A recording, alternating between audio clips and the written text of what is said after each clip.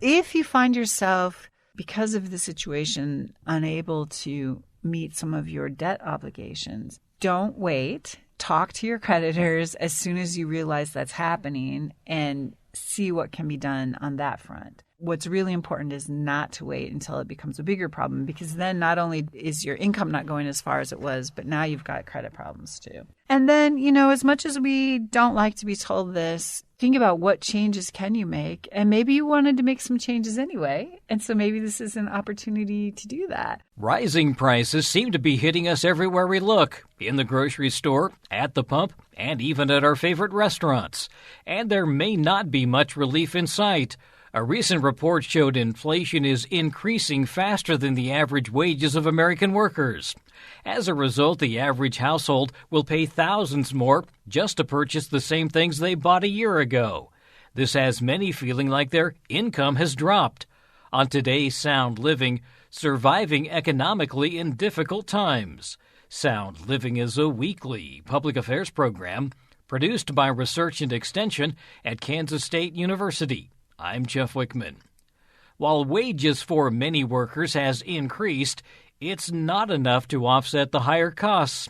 K-State Research and Extension Family Resource Management Specialist Elizabeth Kish says the extension publication, When Your Income Drops, which is actually a series of publications, might be useful to those who are struggling economically. Elizabeth, it's kind of a situation right now where our income maybe hasn't changed, but it feels like it's changed. That's right. With some of the price increases we've seen, it can really feel as if our income is dropping. For sure, maybe we can buy less than what we were used to buying because prices have increased. So in responding to that, we can think of it kind of as an income drop, even though your total paycheck may be the same. When that happens, there's a publication out, and it really addresses this quite well. One of the things they suggest is just thinking about how can you take control. That's right. The publication, the series, is actually called When Your Income Drops. And so again, even though your income may be the same, with price increases, it can feel like your income is dropping. And so really the first thing to do is try to take control and just recognize that this is happening for reasons outside of your control. I'm guessing. I mean, all of us are experiencing this, not just, a few people. But it can be stressful. And if we recognize that feeling the effects of stress is very human and natural in these situations when it feels like our income is getting smaller, it doesn't make it pleasant, but at least it can help us keep it sort of in perspective. So what we can do, though, is to take stock of our family's resources. And of course, that means all of our financial resources, perhaps, but also our other resources of time and skills.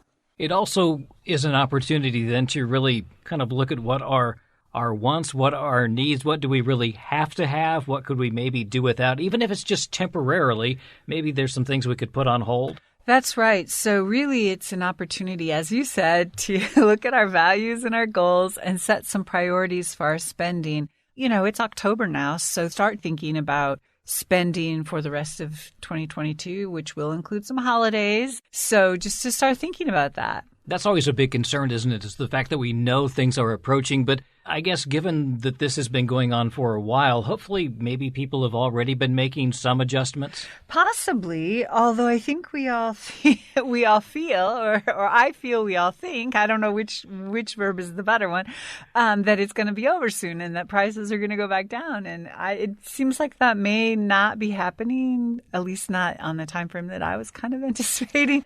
So when that happens, we really do need to sort of sharpen our survival skills. And there is also a publication about that. And after we set our priorities for spending, look at our values and our goals, then we can start planning. What do we have to spend money on? What might we like to spend money on? What things could we stop spending money on, as you said, for maybe even just the short run?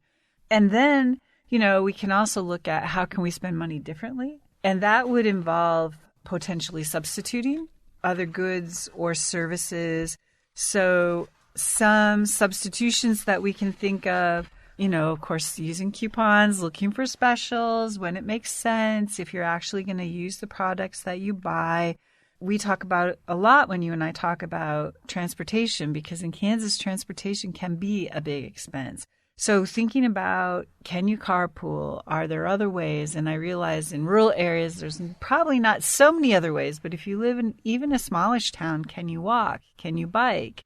Maintain your car to avoid the costly repairs or get the repairs done that you need. We're coming up on the winter season, so it's a good time to think about winterizing your car and getting the service that's recommended for that. Clothing purchases. We sometimes talk about back to school purchases. We're, coming up into winter. We don't know if it's going to be a hard winter or a mild winter, but if you are pretty sure you're going to need a new winter coat, now's the time to start looking and shopping and just sort of becoming aware of what are the prices, what's available out there that meets the criteria that you're looking for, either for yourself or your kids. And then look for sales so that when things are on sale, you can recognize a good price and take advantage of it if you can. In addition to substituting, we can also conserve, right? So back to the transportation, save on fuel with good driving habits.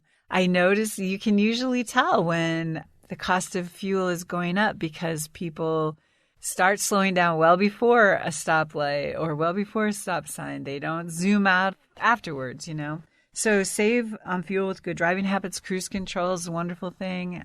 Consolidate your trips, plan your routes. So maybe you can go like in a circle or a square, that kind of thing. Again, maintain your vehicle, get recommended service, but also now start thinking about your house, right? Are there ways, again, thinking toward winter?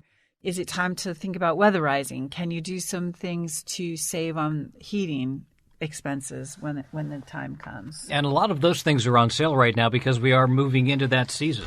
That's right. Again, and just like with looking at clothes or food, understanding what the basic price or the base price is for some of these home repair or home maintenance items, and then being able to recognize when they're actually on sale.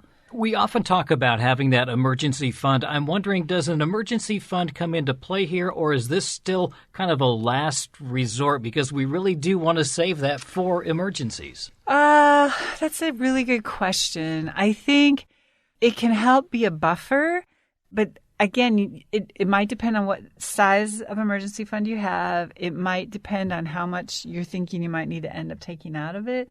But my philosophy is the reason we set money aside is for these unexpected expenses, or if things are more expensive than we're anticipating. I think in a situation like this where it's more about price increases and not necessarily about loss of income or unexpected, like the refrigerator or washing machine go out, you have to think about how long can you sustain it if you're increasing. So what you might do, although, again, this makes me feel really uncomfortable, is if you need to, put aside less every month. Think about if you've been putting in $50 a paycheck or $50 a month, maybe you put $25, sort of split the difference. You're still putting some in your emergency fund, but you're recognizing that on a regular basis, you're spending more than you were before, and you need a little bit of cushion. And knowing that prices are higher at the grocery store might be an opportunity then to make some adjustments in whether you're eating out or eating at home, and really even what you're buying at the store. Yeah, exactly. Although I have to say that I'm sort of anticipating that many of us have made a lot of those adjustments already. So, but again, it's a time to look at what are you doing? When we talk about don't waste food, if you buy things but you don't eat it, or if you make something but you don't eat the leftovers, or you don't store it properly, if you can freeze it for another meal, or you can take it for lunch, that's wasting.